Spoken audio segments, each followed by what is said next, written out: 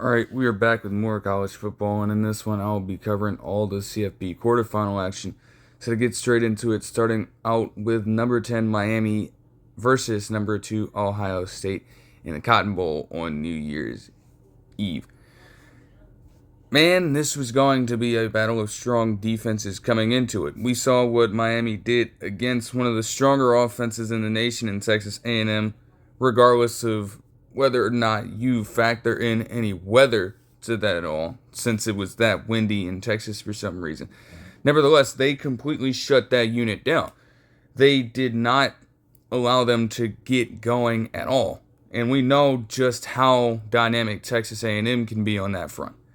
So they were already coming into this with enough energy to last them completely. Meanwhile, Ohio State, even without playing in a while, still had one of the better defenses in the nation, and I guess, as some people would consider, possessed a better defense than Miami in some ways.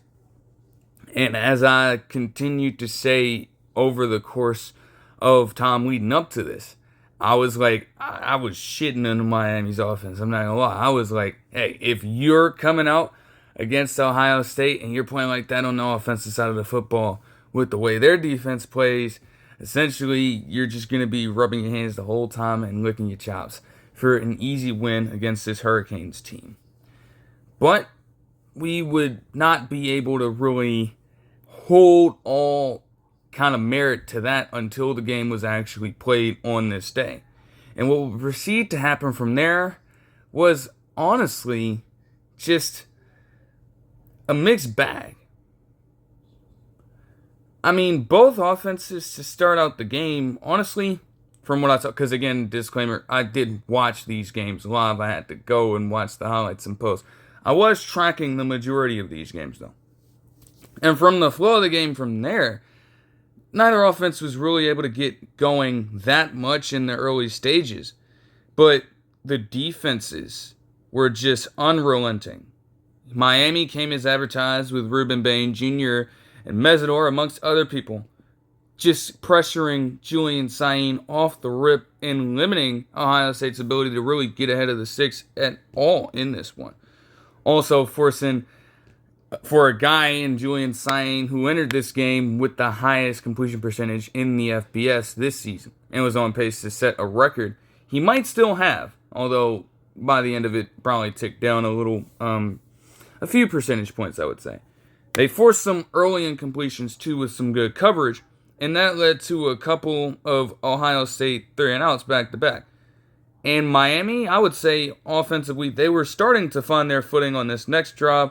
They also went 3-and-out on their first possession, but with the help of just Mark Fletcher Jr. being a strong power back and also reliable enough out of the backfield as far as this game was concerned, they were able to run him down the field a little bit. However, when we got to the red zone, they actually contained him pretty well.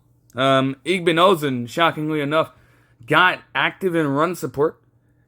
It would be a big mistake later on, but the attempt to tackle him low, kind of cut his legs off, worked. And then Pierce, the linebacker, was able to punch that ball straight out of his hands to give Ohio State the ball back in that moment. And, I mean, hey, damn. Not to mention, as well, at a point of time, Caleb Downs had also forced a fumble that was recovered earlier in said drive. I think that would go on to happen. Yeah, that would go on to happen on the next possession. So it's not like either defense was truly giving up much of anything.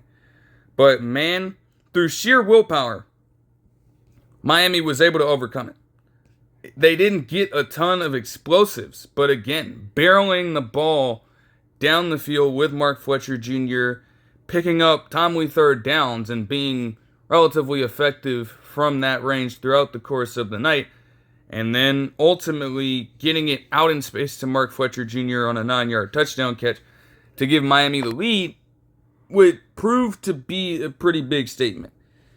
When you can have a team go on an 8-minute possession and a defense as good as Ohio State is not even being able to get off the field in that situation, you know you're doing something right.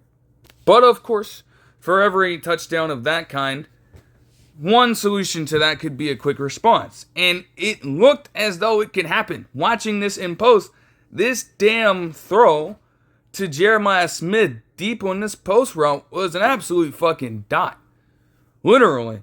In as reasonable of a coverage as you can have back there with multiple people trying to help, trying to contain the man. But it wasn't enough. Jeremiah Smith got up and over for what would be damn near a 60-yard catch. That instantly put them in the red zone.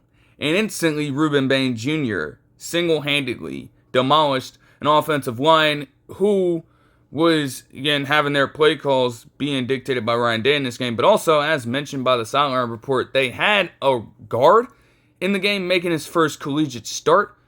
And watching the full game would have given me much greater context as to how they specifically attacked him. I'm sure it was in Miami's plan to just do whatever. This was last minute, but once they figured out that he didn't have a ton of experience at all, I could imagine that as the game waned on, they tried to do whatever they could to just bully him into submission. Nonetheless, Bain Jr. would force this sack here, and then the worst would happen. As I was tracking it, I'm saying, hey, Ohio State's in a fighting position to score here. And what proceeds to happen next is a 72-yard pick six by Keontae Scott to bring the Hurricanes up to a 14-0 lead. I was like, what the fuck happened?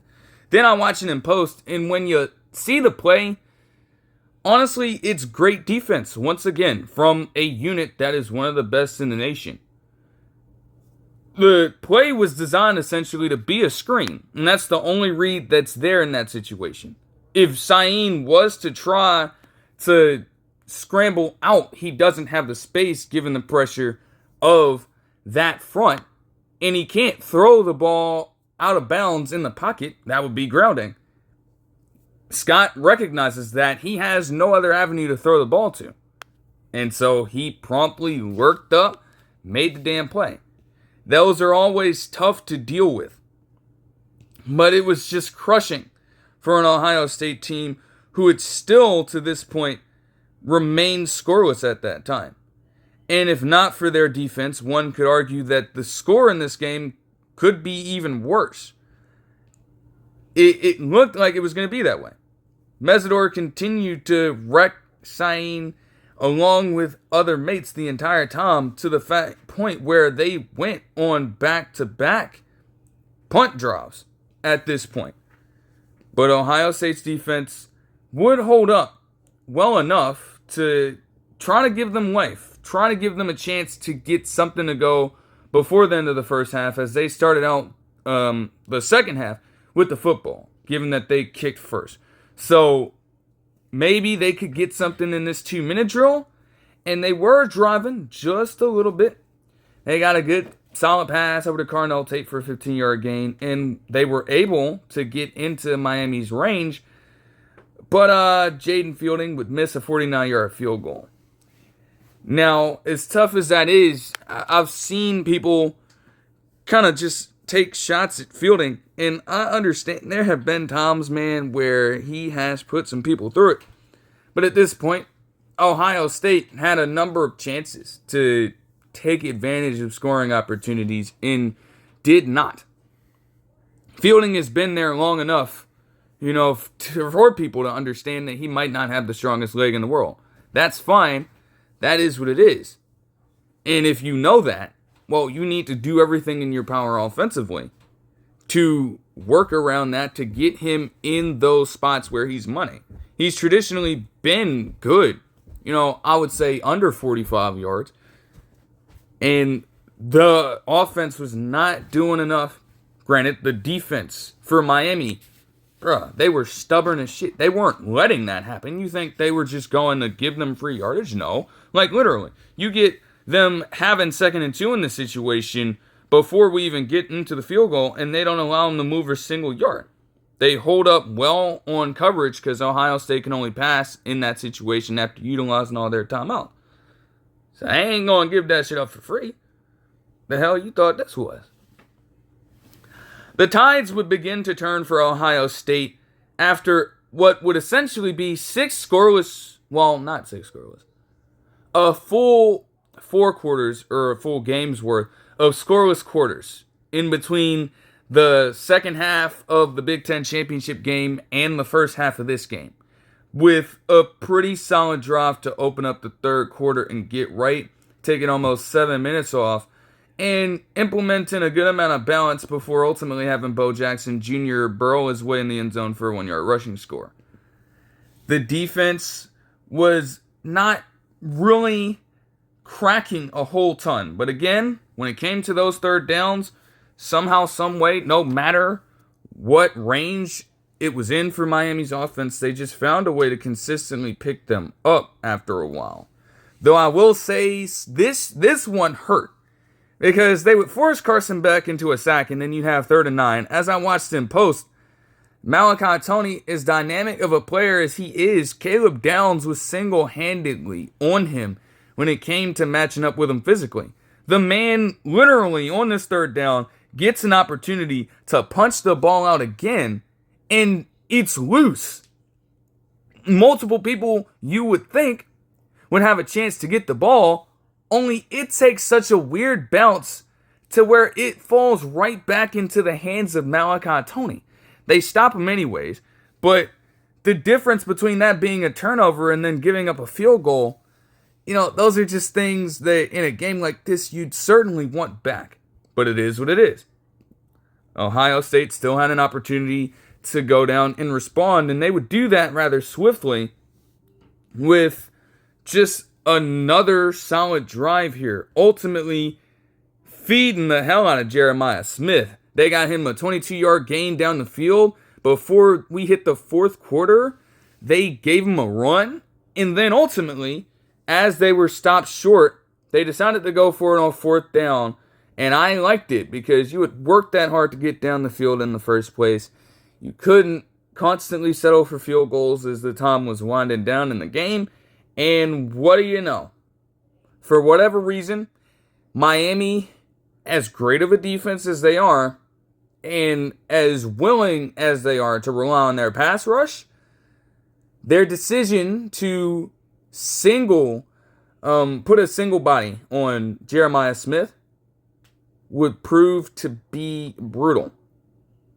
Just a simple slant route. The safety is too deep to be watching the middle in that situation, and Zayn found the right spot to zip this pass over to him. Jeremiah Smith did all the rest of the work to get in for a 14-yard touchdown catch to make this a 17-14 game. Like, you definitely got the stars of both teams to be playing here, because I think, as I've been watching through it, they said, or kept playing around with the idea that, Jeremiah Smith was the best remaining player in the CFP. Reuben Bain Jr. was one of the top players left in the entire college football playoff. So, hey, both of those guys were definitely performing exceptionally well in this game. But it would be other players that would need to step up to impact this game truly well. Like Carson Beck, taking it upon himself to get an 11-yard scramble for the first down on what would be 3rd and 11 at that time. Those things right there you just can't always quantify. And while Ohio State was able to force a punt, that just led even more to the idea of them being able to control the clock late and make it much harder on Ohio State to really get any momentum. This drive was brutal. Tracking it, watching it, in post via highlights, it was brutal to see. Because they got off to such a great start, but at every turn, the Miami defense would not be stopped. They just couldn't be stopped. You had Bizarre get a 9-yard sack on Julian Sain before they were able to pick up a great 3rd down conversion to Jeremiah Smith, just barely, to move the sticks there.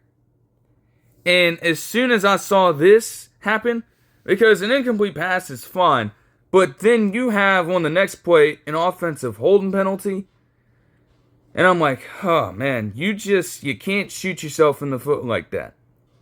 You have to try to do what you can in your control to get ahead of the line of scrimmage.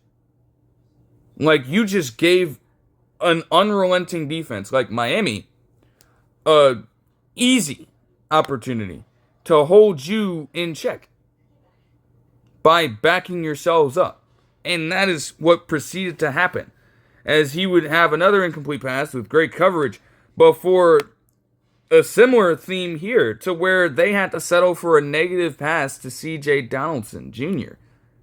And we know he's a power back. He's not even really going to be able to do much in that situation. So Miami would force the punt from there. In Ohio State, they'd been in these situations all season long, between stopping teams on the goal line, between getting crucial fourth down stops. They desperately needed to stop here. And a quicker one at that, far before the 2-minute warning. And this was possibly the biggest test they had to deal with all season long outside of the Indiana game. And what proceeded to happen from there was just tough. They ran the hell out of the football, and they passed when convenient to pick up one of these first downs. But between Mark Fletcher Jr. and also Brown, the change of pace guy that they have back there, man, they were able to just take all the gas out of a defense that had already used most of it.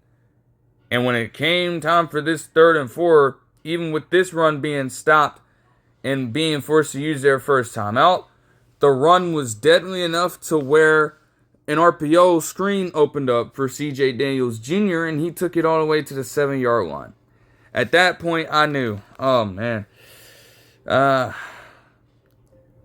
prospects are not looking too high. They would proceed to use their second timeout before Brown would ultimately punch it in for a 5-yard touchdown run to extend the lead out.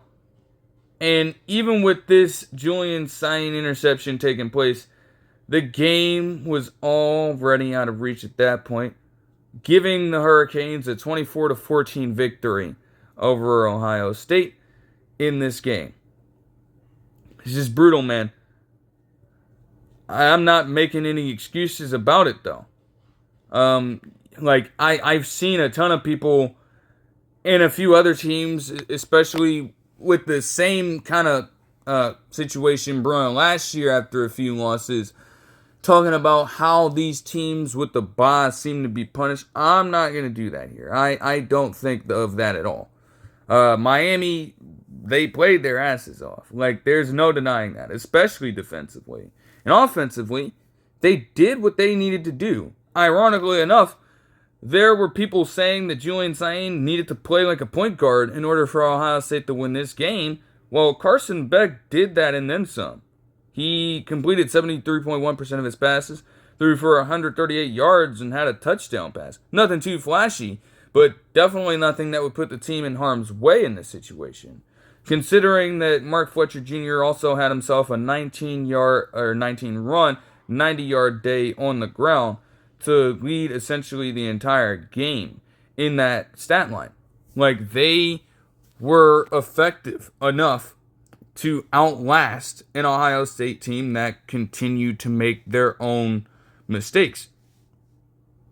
And were getting bullied by that wrecking ball of a defensive unit. So they deserve all the credit in the world. This is not about Ohio State losing, per se. Even though it is viewed as an upset. Like, Miami had the better, more prepared team in that situation. And you had guys like Ryan Day and Julian Sain say as such at, in postgame and things like that. Because you just can't, you were not going to get away with some of those same things against a stronger opponent. And Miami proved to be that in this game. Controlling the time of possession a little more and just being able to keep what could usually be considered a dynamic Ohio State offense at absolute bay. But to move on to Ohio State really quickly, if you are them, you're asking yourself a lot of questions. Honestly, I guess one can say that Cyan did not have the best performance in the situation. He had 287 passing yards and a touchdown with 2 interceptions on 62.9% completion. But I do think, again, with a lot of the criticism that he got, the fact that he's not that much of a scrambler, and even he also alluded to the point that there were situations where he probably could have done that a little more. That is stuff that becomes learned with time. This was still a tremendous season for him overall as a redshirt freshman. Being able to come out here and make these plays throughout the entire year to ultimately get into Heisman finalist candidacy. You can't take that away from him. But that defense, again, they ate him alive. He was sacked 5 more times in this game after being sacked 5 times in the Indiana game as well. And the rushing attack would probably smooth things over a little bit. Only they were able to contain that for the most part too. Granted, a lot of Cyan's negative sack yardage will factor in here, but you still can't excuse an Ohio State offense having 45 yards on 24 carries total, including the sack yardage, of course. That is very atypical stuff. At the very least, Jeremiah Smith did have himself a great outing with 7 receptions for 157 yards and a touchdown, while Davis Igbinosun and also Caleb Downs had 10 tackles, not to mention Downs having 2 forced fumbles in this game. And it's so tough to see that the team, they kind of elevated their play this season and were able to get the bye, ultimately fall very short of the ultimate goal here. But, man, they'll be able to get back for sure. It's nothing too crazy. The only thing, just to cap it, it's man, because they referenced something, I was not that tuned in at that point, but I think I did hear about this game against Clemson where they got shut out 31-0 in 2016 on New Year's Eve. Then the ultimate PTSD with that fucking Georgia game in 2022 to literally miss the field goal to ring in the new year and lose that game to Georgia. And now this on New Year's Eve as well. Why is it always a New Year's Eve bowl game that something like this happens? And why is it always the Cotton Bowl? That's so tough. That's so tough. But it is what it is. And hey, I can say, while Miami definitely took it to them for a second there, Ohio State had at least a shot to come back in this one and make something happen. I'm not sure if that is something that I can really say with a straight face about these next 2 losers. But to move into the next game between number 5 Oregon and number 4 Texas Tech in the Orange Bowl, in the only playoff action that Miami is going to see amongst their pro sports teams. At least the city of Miami.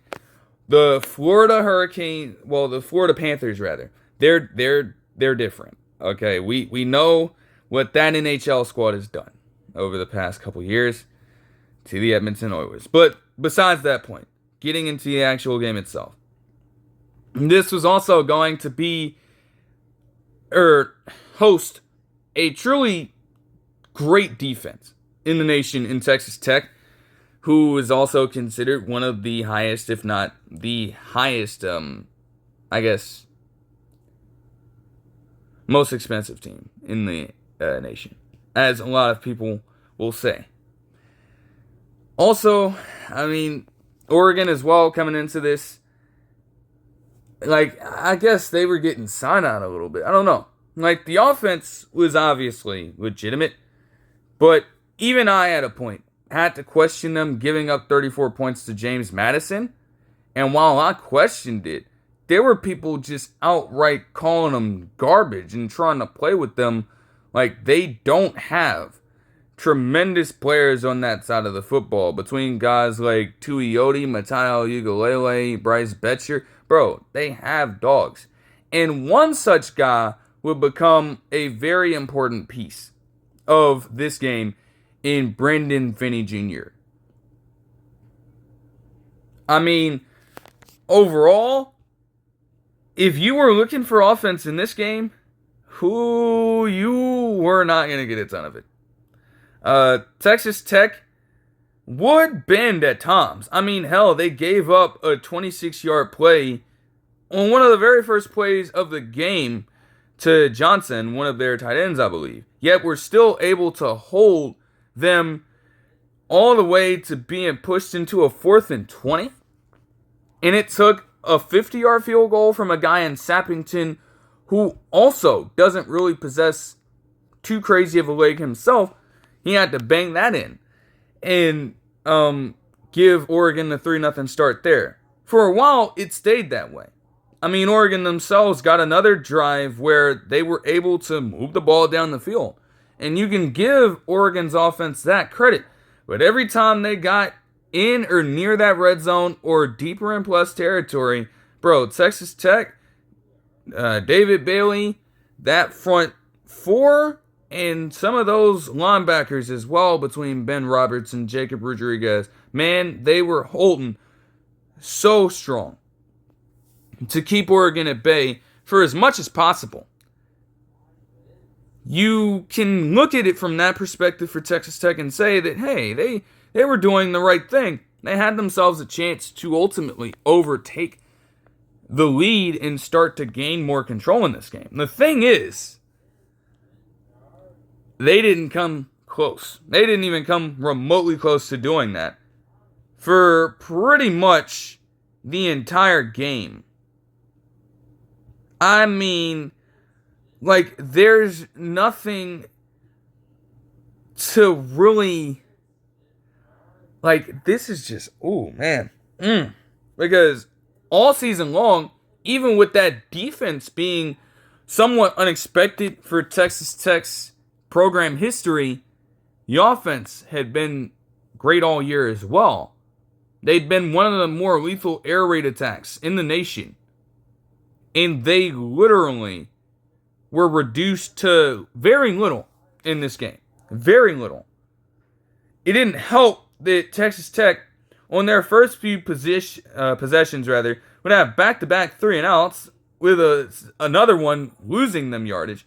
Then had Brandon Finney Jr. for the first time in this game make himself a pretty good lurk as well. Like, this was a comeback route that I was seeing in post. He's kind of shadowing this wide receiver the whole time, and then right as he sees a move made, he just breaks in and over to that area of the field, getting right out in front of the football and ultimately getting his hands on it. So that was impressive. And keep in mind, Brandon Finney Jr., as they kept on saying, this man is a true freshman doing this on the biggest stage. You have to give credit to that.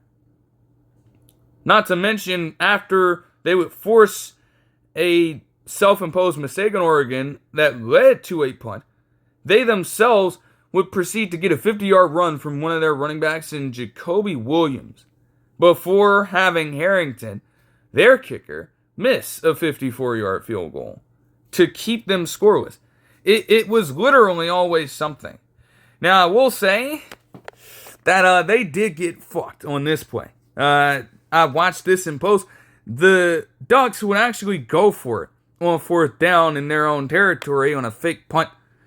And they would get this pass completed to Tuioti, of all guys, with him finishing off the play by trucking the dog shit out of one of the Texas Tech defenders in a completely embarrassing sequence of events. Yet still, through it all, they were able to not break, remain firm in their defensive firepower at all times. Like, this was literally 4th and goal from the 2-yard line, and they still got the damn goal line stand. Yet played right back into the hands of the Ducks when Cam Dickey, one of their more reliable running backs, Betcher got all up in that and forced a fumble himself, allowing Brandon Finney Jr. to get another forced turnover on this day, takeaway, with a fumble recovery here. And while Oregon only had 8 yards of offense on this drive, they were still in good enough field goal range to get themselves a 6-0 lead at this point. And that would finish out the half. Like, every time you felt that Texas Tech had a chance, man, they could not and refused to really take that next step as a team. Like, you want to start out the third quarter right, and okay, maybe you don't get the opportunity to do that here with a quick 3-and-out.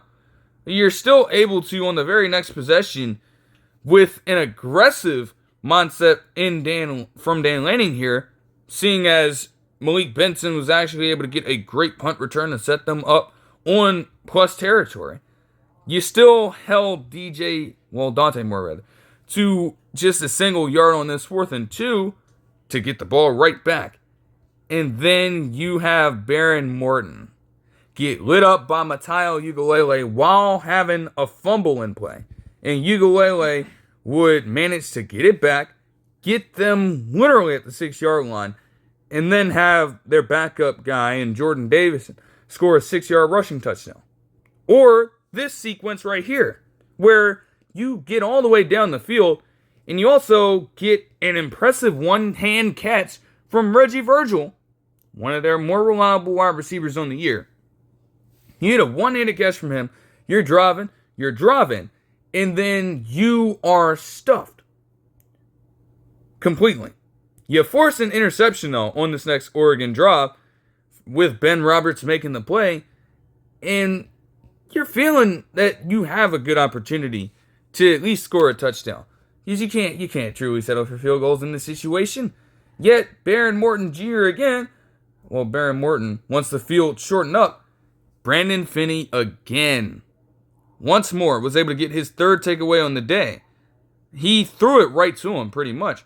I'm not sure what he thought was going to happen there. The receiver was already perfectly covered.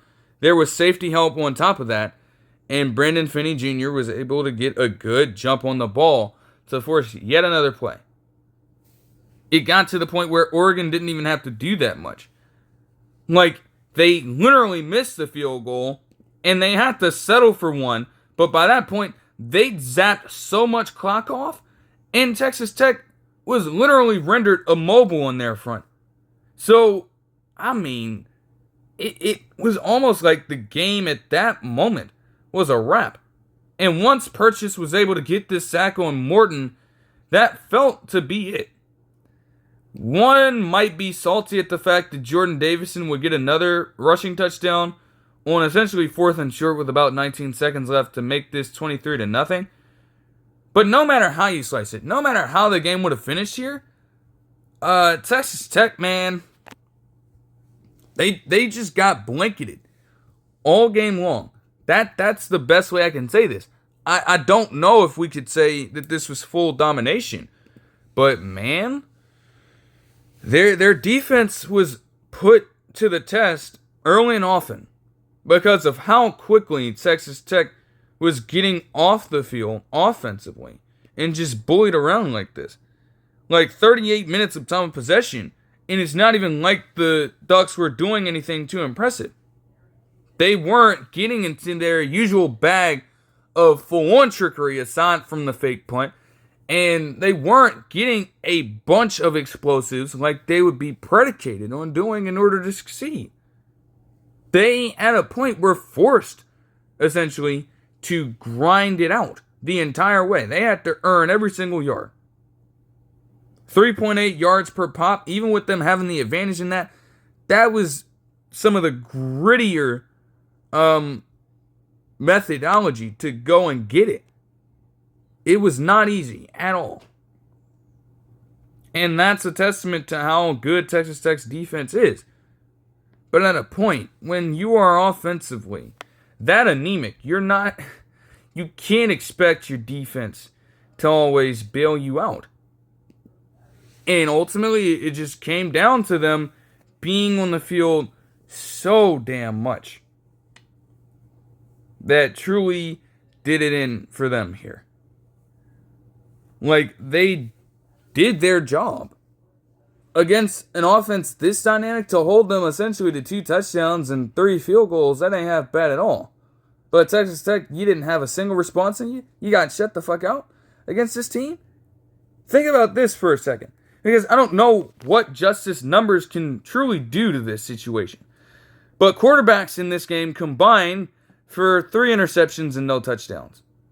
Even if Dante Moore had 78.8% completion from the field, that shit wasn't easy. Same for Baron Morton, who would proceed to have just 4.3 yards per pass attempt on 56.2% completion.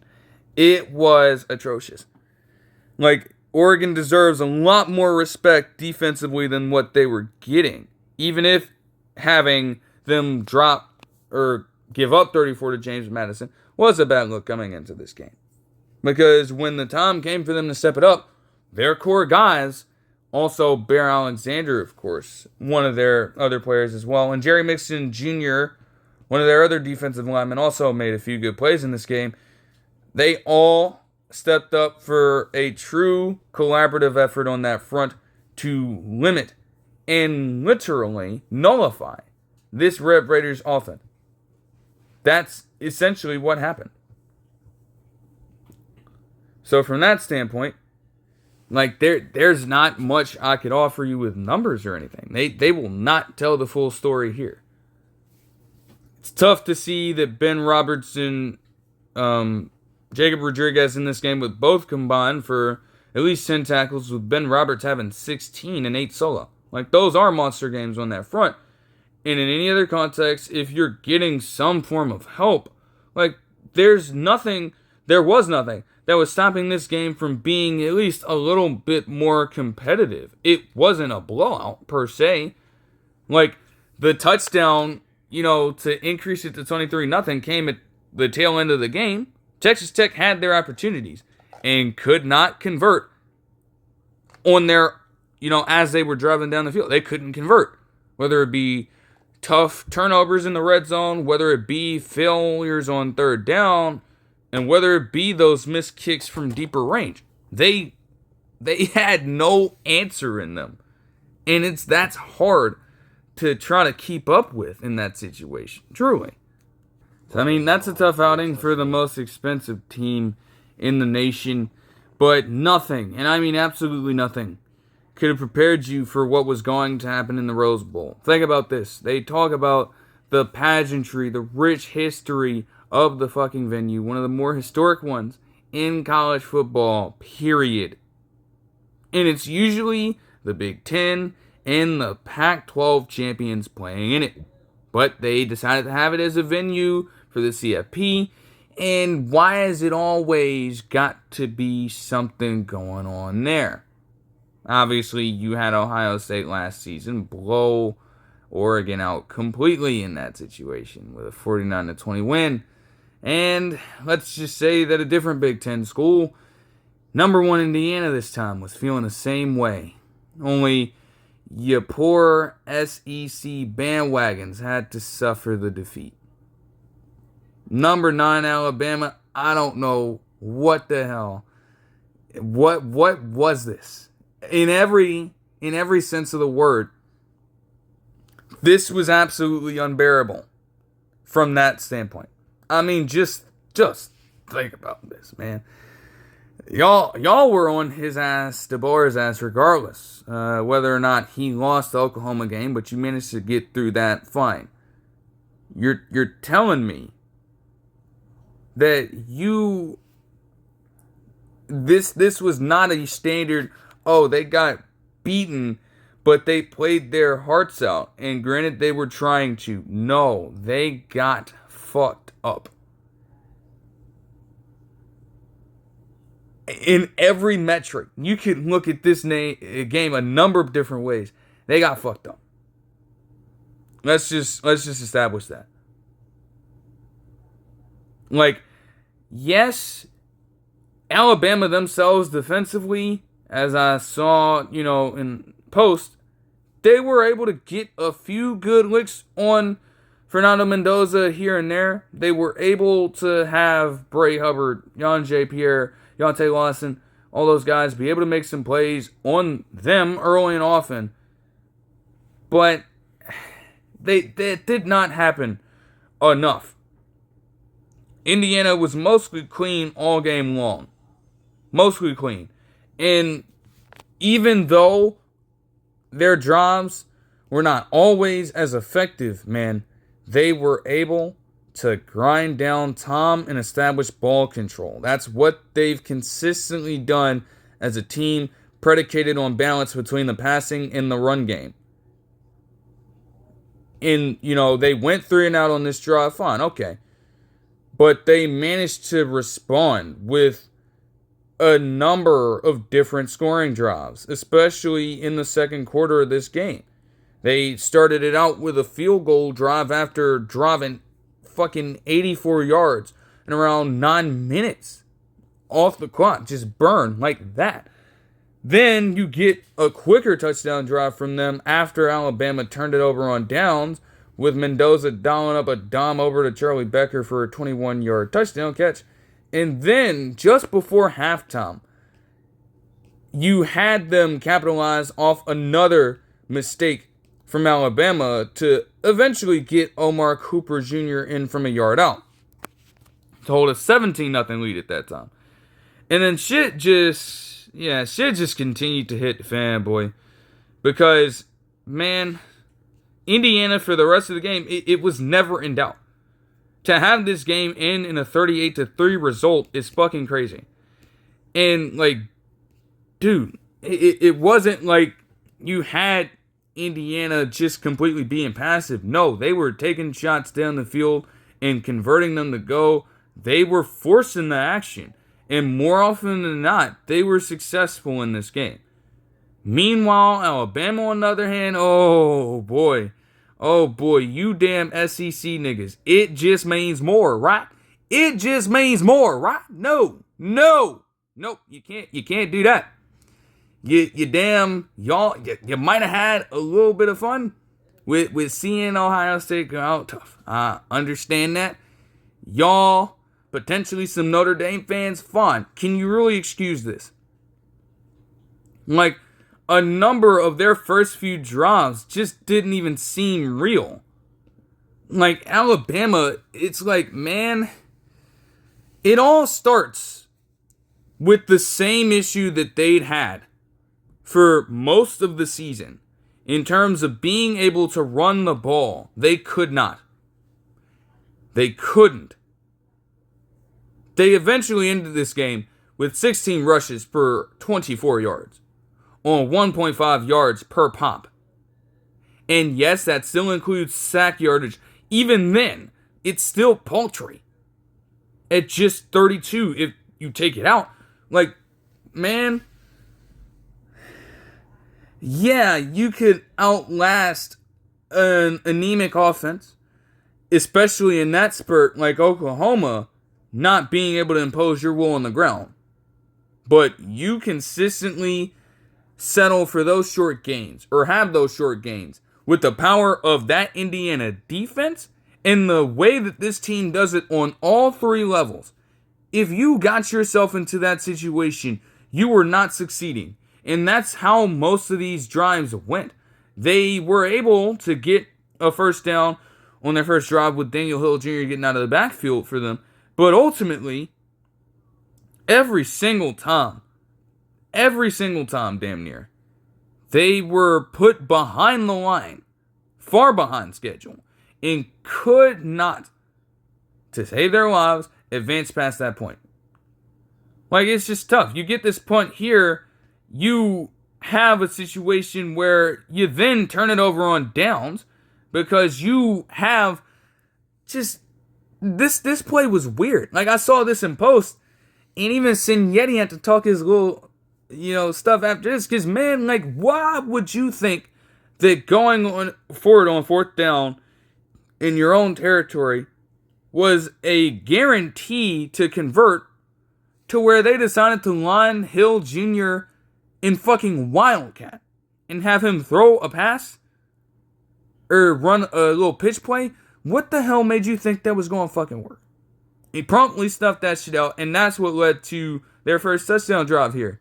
Then you get a situation where Ty Simpson, while he can be a dual threat, man, same Alabama fan was talking about how Ty Simpson kind of zigzag runs around and isn't really a smooth runner at all, compared to Mendoza just being a more upright runner with just smooth movement.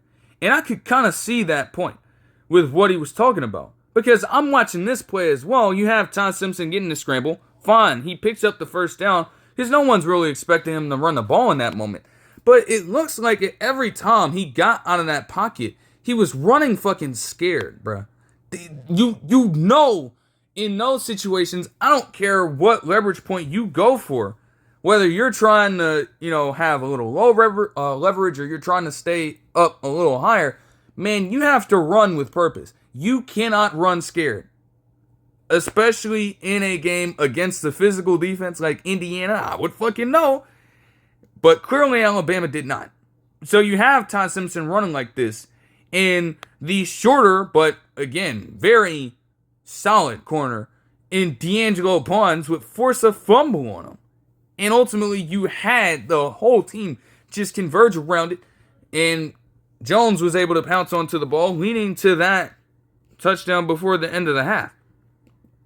Got even worse for Ty Simpson. Because on that play, he essentially got hit in his back. To add even more insult to injury in this situation. And he would give it a go in the second half. But it looked like on a different play, he got injured yet again.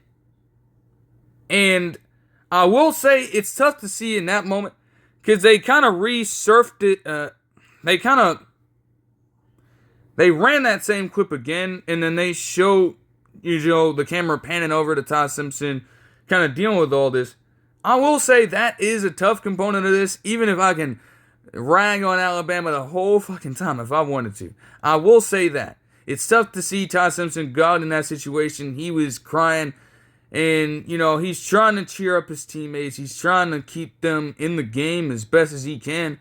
But you, being a player in that situation, you want to go out with your guys and you want to compete. You want to put your best foot forward. And Ty Simpson in this game simply was not able to. The defense banged him up to that point where he had to sit out the rest of the game.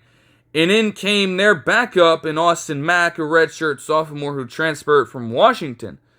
Outside of this drive right here, where they were able to get a field goal at that point, 2 minutes or so left in the third quarter, I don't know what good a field goal will do for you. And with him on the field, they weren't able to get much going. They had a 3-and-out. They had a drive that ended in downs. And Indiana was able to just stack up the points from there. They had a 5-minute drive that, I shit you not, saw them move just 16 yards on 9 plays. I suppose they just wanted to save their best for remaining action. And I can't really blame them in that situation. I'm not going to lie. Like, when you have that kind of streak going offensively, sometimes you just want to conserve points for the next game. So I could understand that. But I'm like, hey, you already got Alabama in a bind. You may as well run up the fucking score. But I'm like, how the fuck are y'all Alabama fans feeling? And all you damn bandwagon-ass niggas, man, y'all better still be around. Don't go around. Don't fuck around and switch up when you see this team go out like this just because you weren't in it for the long haul and you didn't expect this kind of fucking result. Like, this is just crazy. Like, yes, not being able to impose their role on the ground was something that had been ailing them all season long. But still, some of the ways in which these games have ended, you getting blown out against Georgia, you getting blown out against Indiana, is like, damn, man. Is this, even if it feels somewhat normal to an Alabama fan now, you get the understanding that it shouldn't be this way. They should be able to take steps forward as a collective and not have things like this go down. But that's not how this would end up going. Jeez, man. Like, it was truly all Indiana in this one. Mendoza only had to throw 16 passes and still completed 87.5% of those for 192 yards and 3 touchdowns. While they ran the ball 47 times for 221 fucking yards. They are just trying to dominate you at all 3 phases of the game. They packed them up out of there on defense. They completely dictated the control of the game on offense. And, special teams wasn't too much of a worry. They have a sound unit over there. Just all around. And, it's tough to see, that loss happen with Miami getting the upper hand on Ohio State. But, hey, this Indiana team, even looking at it from that perspective, man, they truly have a shot, and they remain alive. I believe they are going to face off, if I'm not mistaken, you're going to see a rematch of that game. I'm pretty sure Indiana will play...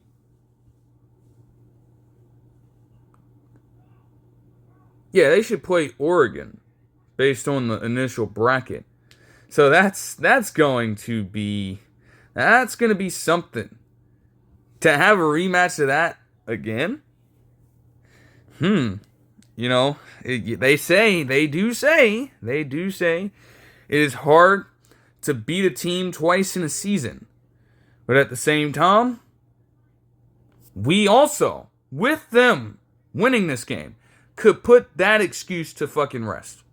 Even if you want to use that as a team, that might have lost on a first round bye last season, or a fan of Ohio State trying to use that excuse for some fucking reason, or a fan of Texas Tech trying to use that excuse for some fucking reason. Well, there you go. An Indiana team that nobody expected to be in this position, although they've been ascending over the past few years, no one expected them to be in this position, yet they got this first round bye after not playing in pretty much the last few weeks or so after they won the Big Ten championship. They come out looking fresh as hell and ready to fucking go, prepared to play, and just dominant the entire way through.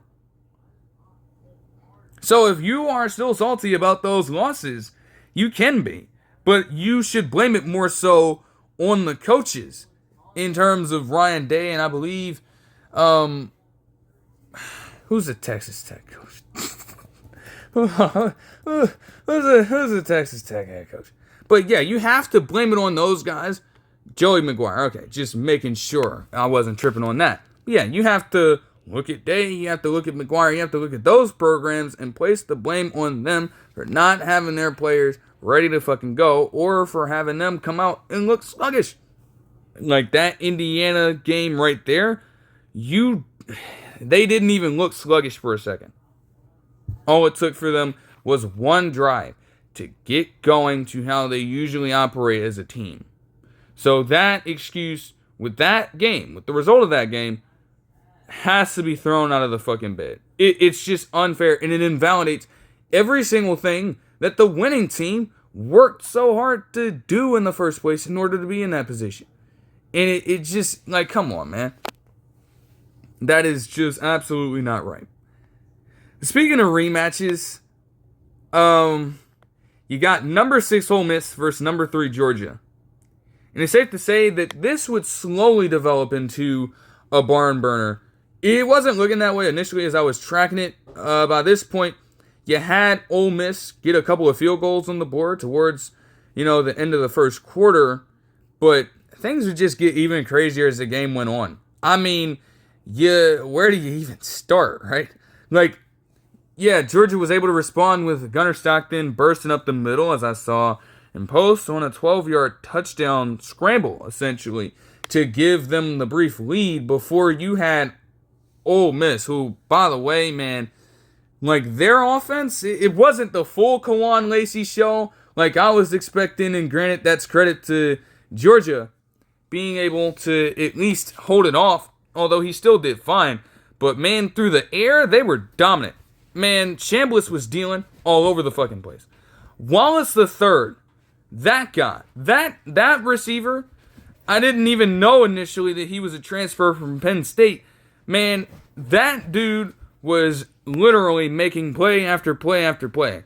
But in the context of this commentary, it would be Stribling who would get himself down the field for a 39-yard gain on a fucking rope before Hedge would get a 3-yard touchdown catch in that they would ultimately fail to convert a 2-point conversion on. Then Georgia would have one of the quickest momentum swings you could ask for in a game like this, as they would go on a touchdown drive with Gunnar Stockton getting another touchdown run before being able to stifle Kawan Lacey in this situation to be gang tackled and have one of the Ole Miss defenders force a fumble, ultimately allowing Dalen Everett to get himself a damn 47-yard scoop six. Just like that, it was a 21-12 ball game. And it will remain that way at the end of the half with them having a 9-point lead. Now, Ole Miss had been in this situation earlier in the season where they had the lead at halftime and then proceeded to have Trinidad Shambles go on an absolute stinker in the second half. Like 5 of 16 for, I think it was 127 yards, and I said, and just not being able to really do much on that side of the football in the second half, while allowing Gunnar Stockton in that entire Georgia unit to completely take over. You would get somewhat of a role reversal in the situation, I will say. It didn't look that way completely, as Georgia had a chance to take even more of a lead, potentially a 2-possession lead, if we're considering 2-point conversions here. Yet, they went out on a 3-and-out early. And those missed opportunities would come back to bite them, given the way that this ended. Like I said, they were able to stop Kawan Lacey at times, and they would force Kawan Lacey into a 4th down failure to get the ball back. But then you proceed to have Peyton Woodring, of all kickers, miss a 55-yarder knowing good and well you're in a dome, and he can absolutely make those kinds of kicks. Now, that was brutal luck for them, but for Ole Miss, man, they just kept it going. Man, Harrison Wallace III would show up when they needed him to consistent. Like, it was damn near automatic. You could bank on it. And on this 4th and 3, what does he do? He gets a 36-yard gain to put them into the red zone. And ultimately, they punch it in with Kawan Lacey from 7 yards out to make this a 21-19 game at the time. Then you have Georgia ultimately respond with a field goal to go this time. Man, hey, bro. Harrison Wallace the third, he was just on it all game, bro. He was on it all game. Whether it was him getting down yet again on this next drive for a 44-yard gain, going man-to-man against Robinson the fourth and winning that battle very convincingly. Ultimately having Kawan Lacey get a touchdown there, and then he proceeded to get the 2-point conversion here before having a sort of absolute, like, you can't make that up, because that fumble led to an instant score for Georgia at that point to bring them down by 9. It would be Ole Miss's turn to get themselves a bit of revenge there, as Gunnar Stockton was just blitzed completely off the edge, with Perkins not even being guarded by anybody on that line. He got a free rush. He fucked him up in the backfield, and Stockton fumbled the football with Perkins recovering it, giving them an easy drive to work with. Great field position. And promptly Harrison Wallace the third, man, he got great positioning on what would be a tremendous throw from Shambles in the first place. But he knew at that point that this corner couldn't fucking guard him. He literally gets in perfect position. He's getting fucking grabbed and everything by this guy. Still gets in the right spot. Still has the ball hit his chest. And ultimately, with that play, they take the lead back for a second before succumbing a different scenario with Zachariah Branch actually getting the ball deep instead of being utilized as a short yardage merchant. Now, it took a lot. He had to make a somewhat acrobatic catch to go and get this. But still, an 18-yard touchdown catch and through a full flow of true air yards here instead of just having a fucking screen route go his way. Like, that was pretty good to see. It got them back within striking distance. And there were still, a fair amount of minutes left to get a quick stop and try to do what you needed to do to potentially take the lead back. I mean, the stop would be needed, and with them holding Kwan Lacey short of manageable distance, they'd be able to do just that, ultimately forcing an incomplete pass and getting themselves the ball back. But this right here is what it comes down to, and this is what I'm harping on the most when this game is going to be talked about in the history books. Even if it could get lost to time, if you see the final score. This situation right here dictated how this game was going to go for me. Because you get in this situation, and I'm tracking this the whole way, and I'm seeing that, okay, Georgia, they were down at this point. I had actually missed the context as I was tracking it before I watched it in post. And I see that the score is this close. So I'm like, okay, Georgia's got a chance to do something here and get themselves a win if they play their cards right. They're driving, and they get some conversions with Zachariah Branch going. And so, okay, you have 3rd and 9 at this point. Off the 2-minute warning you're working with here. Man, it was just a weird sequence from the jump of me specifically looking at this.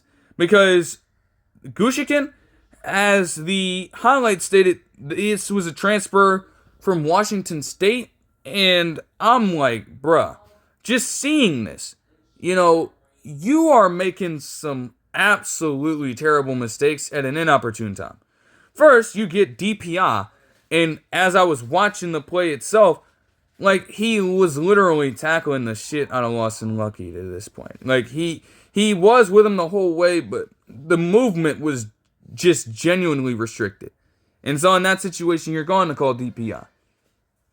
But then a few plays later, the same man, Gushikin, is called for holding, adding yet another penalty to the docket and driving Georgia even closer to the red zone. It's like, why would you want to do that in that situation? Like, I'm not sure what his class is, but whether you're a veteran player or a freshman, I'm like, you know that Golding, yes, being the head coach now, bro, he's definitely in year telling you cannot have those penalties in that situation with the game on the line. You just can't. That gave them an easy 1st and goal from the 8-yard line, and it felt like they could be rolling. Once Gunnar Stockton got this 5-yard gain, they were definitely in smooth sailing, as they were simply, from my perspective, trying to force Ole Miss to utilize their timeouts and run down the clock. And they do that. They force them to use their second one. They run again, this time for negative yardage. And you have them use their final timeout, okay, at 1:04 left in the game. Now, you get to 3rd and goal on the 6-yard line. Now, I'll look at this from how I tracked it. I'll look at this from what I watched from the highlights. As I'm tracking this, because they don't put the play in until it happens. So I'm thinking that you're at the 6-yard line. You're going to run the ball. You're going to trim down the clock as much as possible. I'm sure the game clock is like 40 seconds. So you're going to run a play, whether you score a touchdown off the run or you get stuff short, you still have an opportunity to take some time away. Give Ole Miss a low opportunity, a very small chance of being able to do anything with the last possession or making their last potential drive in this a scoring opportunity. Or even let them get down the field at all. Give them as minimal time as possible to make something happen by simply just running out the clock. And what I proceed to see pop up on my screen is an incomplete pass intended for Oscar Delp. And in that moment, in that fucking moment, I knew the game was done. In that moment, I knew the game was over. Because I'm genuinely asking myself the whole time as I see that, why are you throwing the football in that situation? Instead of trusting one of your running backs in Frazier Jr. or Bowens, I don't care. Just run the ball, keep it level to the fucking ground, and draw out time from the clock. Drain it as much as you can. Don't fucking bail out Ole Miss in this situation by stopping the clock for them. And that's essentially what happened with this incomplete pass. Then you watch it live. It had even more to it when I saw it on the highlight. Because you have them in gun. In the coverage, as soon as the ball is snapped, prevented any logical read to go through. Every potential one that Stockton might have been looking for. With the way that the formation was set, you had three receivers to the left, essentially in bunch at this point, and you have a lone receiver on the outside at the top of the screen. Bruh, you have multiple people watching that. You have somebody watching a flat route that one of the guys is running, and you have multiple guys watching the tight end here. You have somebody on the back end to watch the right-hand side of the end zone. Everything is covered. Everything is covered, and you still have Stockton decide, okay, I'm going to throw the ball. Because you dial it up for a pass play in the first place. And what proceeded to be the read that he went for was a guy in Oscar Delp who was literally out of bounds being guarded by Williams Jr. Why now are we seeing Kirby Smart in this situation? A guy who over the last few years after leaving Nick Saban's staff has proceeded to become one of the better college football head coaches in the game. And some people even consider him the best still. And that is the guy making the decision to dial up a passing play in that scenario? Why is that? That makes no sense. All you had to do was run the ball. And even if you have a pass play here, you could tell Gunnar Stockton to just have it in his mind to consider that even if you don't have an open man, I'd much rather you take a small sack. Don't kick us too far out of field goal range, although Woodring, being in the red zone already, is in field goal range. Just keep it within that, keep the clock running, and live to see another potential period. I understand that you are going to play to win the game.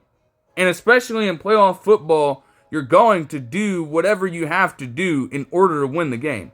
I understand that. But, bruh,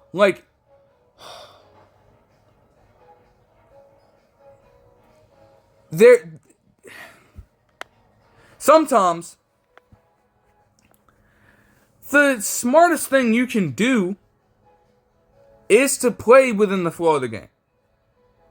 Sometimes it is not always about trying to just go above and beyond something or work outside of a specific structure in order to accomplish what you're trying to accomplish.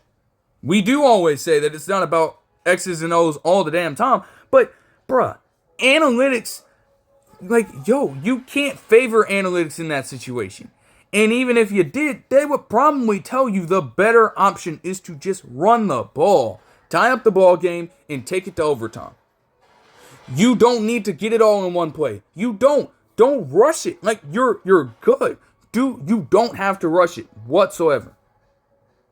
And I just cannot believe that a coach that accomplished in Kirby Smart, especially with the dynasty, if you want to call Georgia a dynasty that they built over the past 5 years, this is the decision that you are making in clutch time. And again, as I said, we are already coming off Mike Tomlin doing that shit within the same week. What is going on?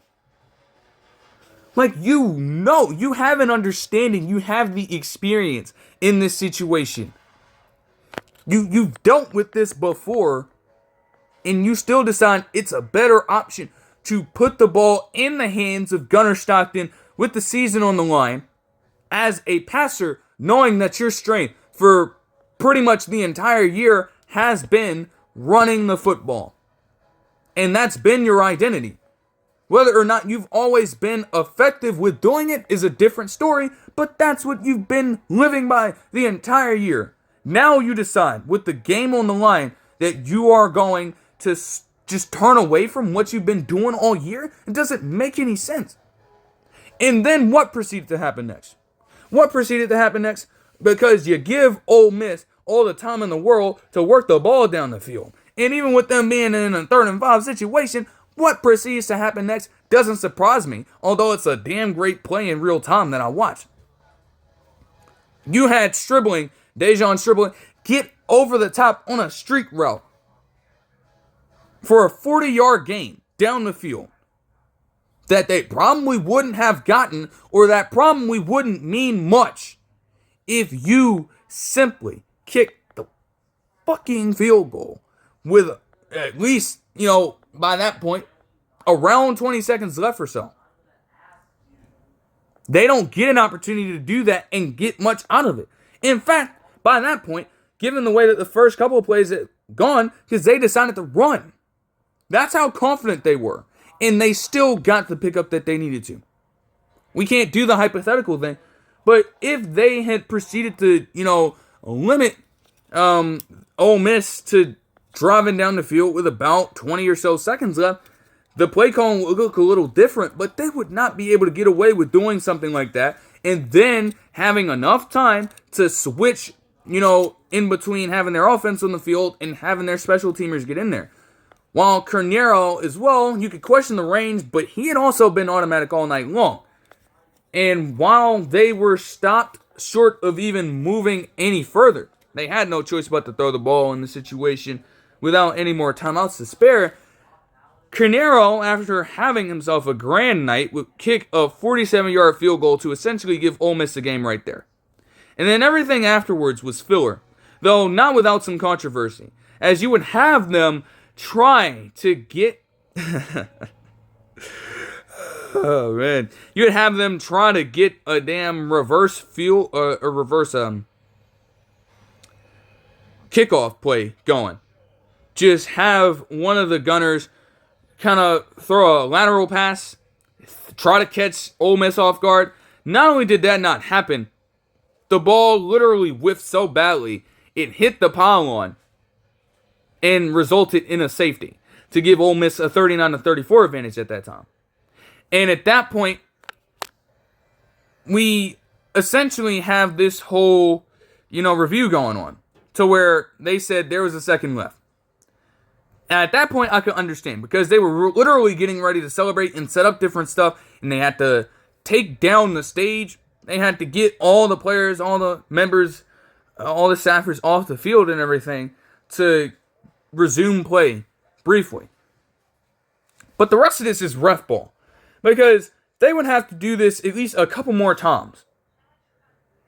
Like, you get them off the field the first time, and then you have the onside kick take place, and, they're waiting it out, they're trying to recover it without really wasting any time, and you get Cash Jones falling on this onside kick, and they take the time off. They have these guys come out for a potential celebration, yet again, for the post-game ceremony, and the refs take them back off the field, essentially, to put another second back on the clock.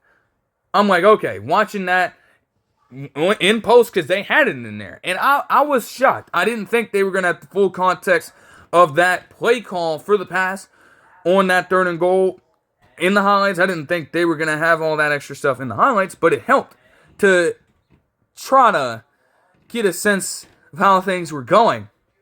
Absolute ref ball. Because there's no way. Like, at a point, man, Georgia had their opportunity and they pissed it away. Kirby Smart should have been asked about that. I would hope that he was. I genuinely don't know. Somebody better have fucking asked him about why he chose, in that situation, to call for a pass play. Why? He made that decision, and he threw his opportunity at winning out of the window with that alone. So, when you ask how much blame he deserves a lot of it for that specifically. I'm not putting that shit on Gunnar Stock. I'm not putting that on any of the players. That is you getting out-coached by a man in Pete Golding, who is now a first-timer in this situation, leading Ole Miss in this situation. They were honoring one of their fallen players who had passed away in a shooting in July that I had seen at the time and did not comment on for not fully understanding the situation. So you have to give Ole Miss respect there. And also, there have been people talking about it. Lane Kiffin, he made his decision. I could give a fuck about what he thinks or whether or not he's kicking himself, to be honest with you. He made the decision to leave and go to a rival school. So fuck him. And it's like, either way, regardless of that, doesn't he still get money? Doesn't he still get money in this situation? Which is ultimately what it comes down to. But this is the same man who will tell you, hey, he didn't know what his contract was worth at LSU. Yeah, okay, buddy. Ole Miss is up. And they will advance to face off against Miami. They made an interesting note about this as well.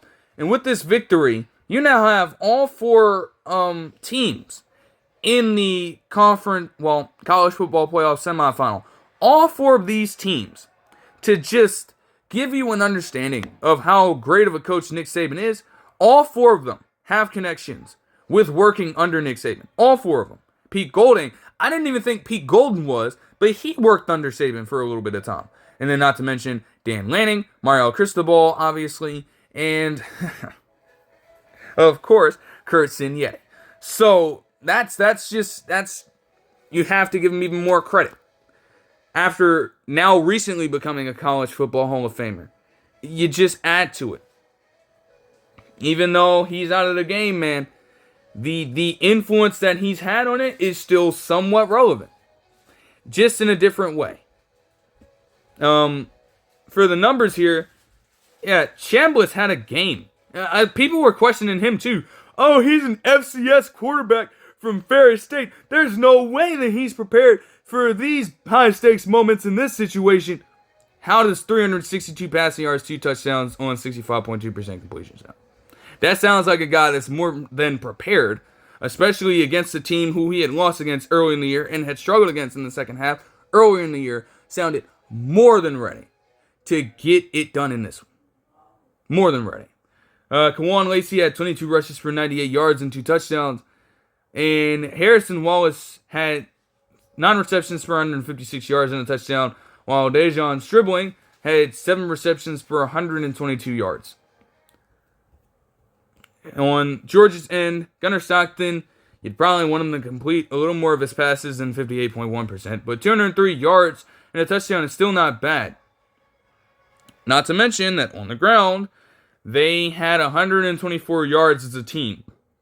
But again, just to think about it, even if 3.4 yards per carry isn't effective, even if you don't guarantee that you're going to score a touchdown there, you don't have enough faith in your run game when that's been your core identity all season long, to run the football down teams' throats. You don't trust that enough in that moment to go and do that in that situation. And here's the craziness about it. Even if, because let's fancy that idea. Even if the mindset after you run it for that time and get stuffed for a potential 4th and goal, even if you still wanted to go for a touchdown in that situation. Even if you wanted to go for a touchdown in that situation. You put yourself in a spot where you don't give Ole Miss a chance to do anything else after that.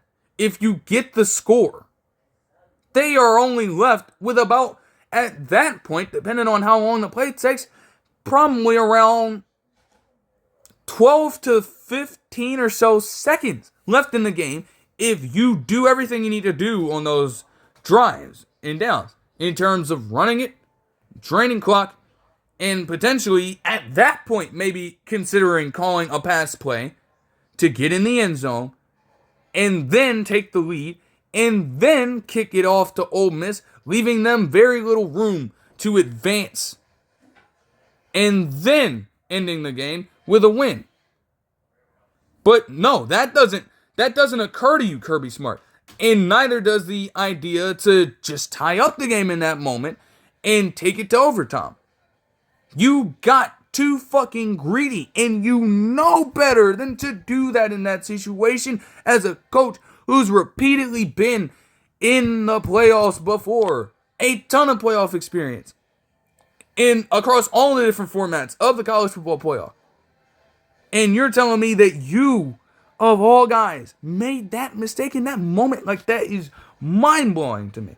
It truly is. Goodness, man. Zachariah Branch also had 8 receptions for 67 yards and a touchdown. Holy shit. Like, that's still just mind-boggling. I don't think I'm... Man, if I can't wrap my head around that, I don't even know how Georgia fans may still be taking this. Like, dude, you just can't have it. You can't have it, bro. But that'll do it for the game action that I watched, aside from the game against Michigan and Texas, which again I'll cover within the context of the entire development, as that is an update relating to Sharon Moore in the situation. So we're just going to keep that there. But as for some other things, North Texas would see a drove of players decide to enter the transfer portal. This isn't the first time that that's happened. And it is just it's so crazy whenever this kind of thing goes down. Because if I'm not mistaken, like, let me check this out real quick. Because we got a lot of bowls still to take place. And granted, a lot of the bowl games, a fair amount of the bowl games have been very good to this point. I suppose it doesn't look as though North Texas is... Well, they've already played. But still, damn, even with you getting that win, you don't even give yourself a chance to take that all in, get in some, core, I guess, like last second memories or whatever with the damn team. And yes, the transfer portal did open today. I understand the timing of that is, again, still fuck. That's why it didn't even make sense to do it. But it is what it is. Can't overturn that right now. But damn, not even a few minutes after that, you just have a wave of players deciding to leave, including most notably Drew Messamaker, who, as I'm seeing with the 247 Sports page pulled up right now, to try to get an idea for, where players are going to end up as this stuff comes in, just, have a sort of streamlined process to understand what's happening there. They think, again, not to play the projection game, but they have this crystal ball thing. And I'm not going to lie, some of these that I've seen have made sense but aren't confirmed, while others are just a little weird. They think that Drew Messamaker has a 33% chance of transferring to Oklahoma State. And I don't know, I'm thinking that it could happen. Like, Oklahoma State needs all the help they can get right now. They are absolutely trying to rebuild themselves as a program under now head coach Eric Morris, who does have the connection, as he was the North Texas head coach before moving there, essentially at the end of their season, with them losing in the American championship, conference championship, I should say. So I can understand it from that perspective. Still, I don't know if that's what they'd be shooting for. But again, it's a 33% chance, and it's not a guarantee that he's going to go there. This is not confirmed stuff. We'll hear that as that goes along. But that could be interesting, admittedly. Still, man, it's crazy. Northwestern would hire Chip Kelly as offensive coordinator. As we know, things with the Raiders did not work out. But with Ohio State last season, well, we saw the magic that he pulled off there as an offensive mind. And for a team in Northwestern who could use a lot of that, I don't mind the hire. It's definitely unconventional. And, I mean, there's a good chance that they will come across UCLA at some point. UCLA might still hate his fucking guts. But, hey, if you can give some offensive life to a team in Northwestern being led by just incompetent play on that side of the ball, you may be able to at least have this team progress forward positively. And that's all that they can ask for in this situation. Also, Rasheem Biles went into the transfer portal. And when it comes down to him, because I just need to make sure where exactly he is transferring from. Yes, okay. He was a linebacker, and he was at Pittsburgh. So that could be interesting for him as well. I have the page pulled up, so I may as well see, where exactly do they have him ranked in terms of overall players? They have him as the 45th ranked transfer recruit in the nation. And they do not have a crystal ball prediction for him. So again, with time, we will be finding out where he ends up. But that'll do it for this one. I hope you guys enjoyed the video, and I'll see you guys in the next one. Peace.